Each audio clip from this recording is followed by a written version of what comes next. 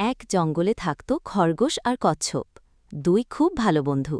ওরা প্রতিদিন একসাথে খেলত, গল্প করত আর প্রকৃতির সঙ্গে সময় কাটাত। হঠাৎ একদিন আকাশ কালো হয়ে এলো, বাতাস পাড়তে লাগল।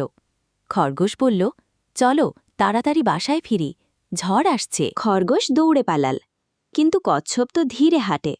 সে শান্তভাবে সামনে এগিয়ে চলল। খরগোশ একটা ঝোপে লুকাল, কিন্তু সেখানে পানি জমে গেল।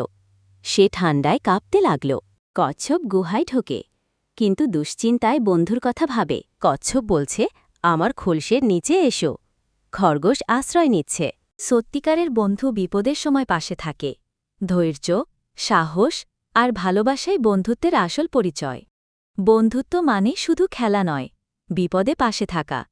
কচ্ছপের মতো ধৈর্য আর খরগোশের মতো গ্রহণযোগ্যতা থাকলেই তৈরি হয় আসল বন্ধুত্ব। হ্যালো বন্ধুরা, আমাদের চ্যানেলে স্বাগত। নতুন ভিডিও দেখতে আমাদের চ্যানেলটা সাবস্ক্রাইব করতে ভুলো না, আর বেল আইকনটা প্রেস করে দিও। তাহলেই আমাদের সব নতুন ভিডিওর আপডেট পেয়ে যাবে। ধন্যবাদ।